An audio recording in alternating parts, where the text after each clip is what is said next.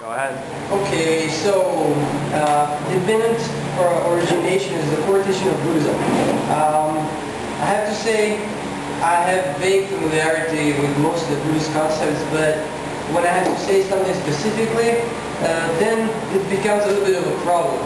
So I did some basic reading, honestly, on Wikipedia. I didn't go very deeply into it, and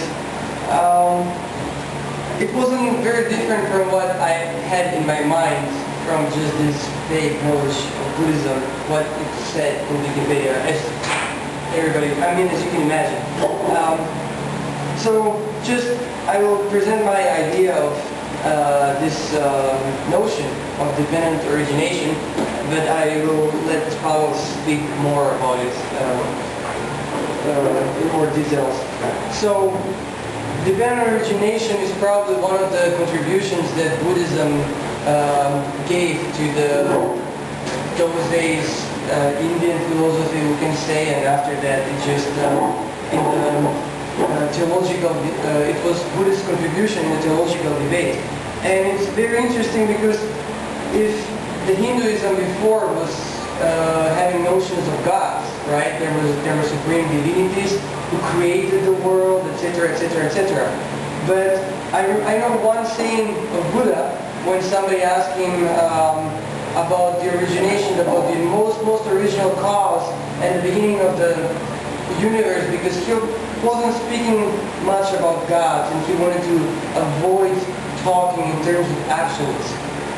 And Buddha's reply was that if one man is hurt and he has an arrow in some part of his body, would you care about where did the arrow come from and analyzing that, or would you really tend to the wound and take care of the immediate pain?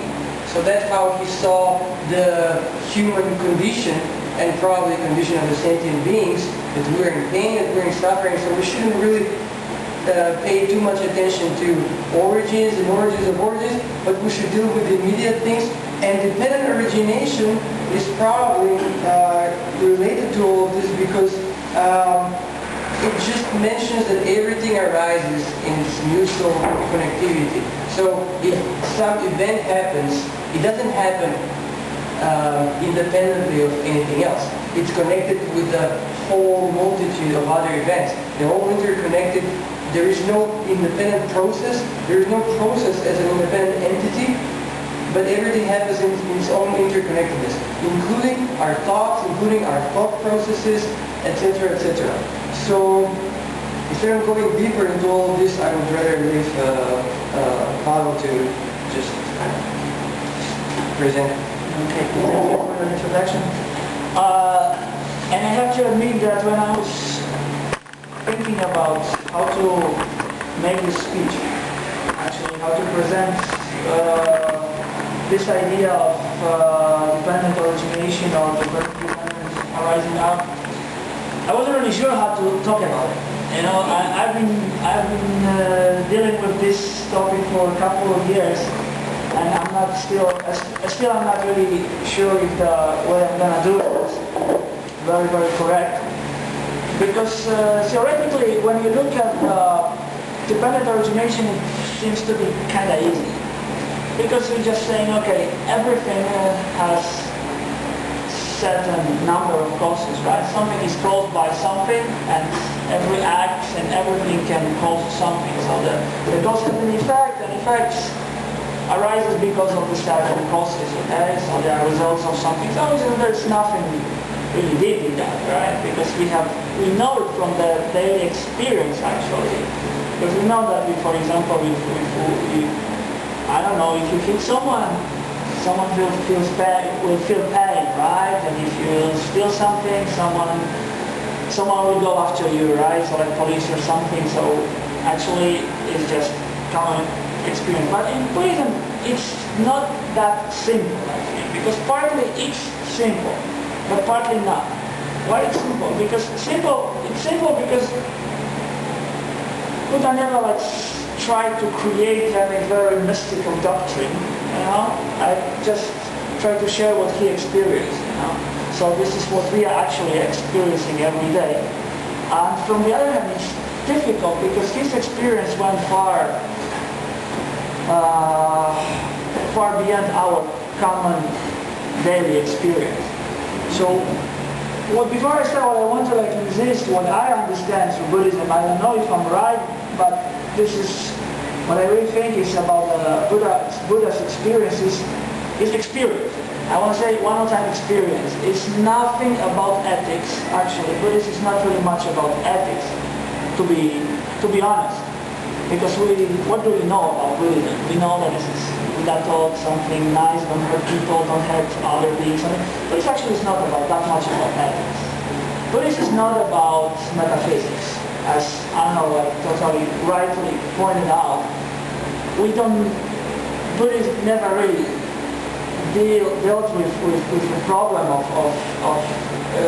ultimate cause of something, or the first cause, we have in Christianity. What Buddhism really tries to deal with, from the beginning, I'm not talking about the later schools, is just to deal with the experience, and just to understand the experience and try to control it. That's the way how the Buddhism started, actually, because if someone is familiar with Buddhism, you probably know the story about the prince Siddhartha Gautama, who used to live in a great palace and be separated from the unpleasant experiences like the death and sickness and so on and so on. It happened because one fortune teller told his father that he will be a great king, his son will be a great king, or he will be an ascetic.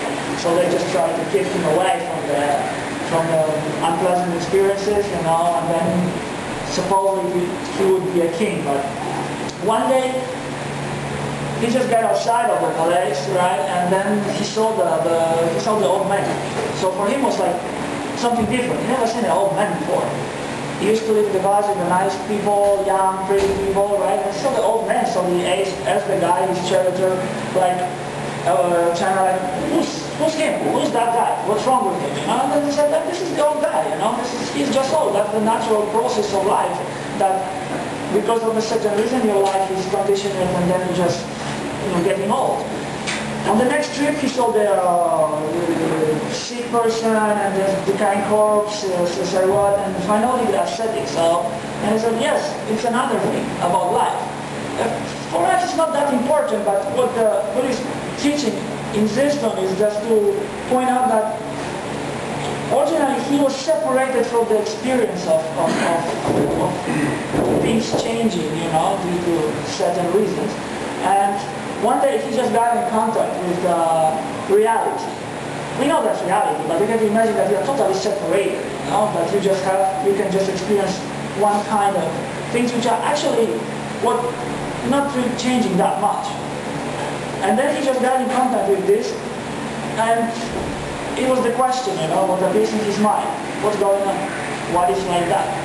So when he saw the ascetic, that was someone there, this is the ascetic, that's the guy who renounced the words, in the favor of looking for the truth. So he said, okay, I want to do the same, because he couldn't give up that question, and the question, like a basic existential question, what is the meaning? How can I exceed, those limits? So then he left home. In Chinese it's called Puja, right? And he left home and started to study with different teachers, started to just follow the path of the ascetic, right? So he was studying meditation with two famous teachers, Kalama and Sudhakarava Buddha. But he attained the highest levels they could offer him. But he still couldn't find the answer for this question, actually the first question for him was how to become immortal, because he wanted to be immortal. Now we are talking about when you are Buddhist or something, you listen lots about the enlightenment, releasing from the suffering. But the first question for Buddha was how to become immortal, because when he saw the dead body, he understood that we are not as he used to know himself, he used to see the people. So then he started to look for the truth. So he went through that path, went through the path of meditation, and he reached a certain point, as it stated that the highest level that teachers could teach him, so that no, it wasn't this. So then he went to another, in another way.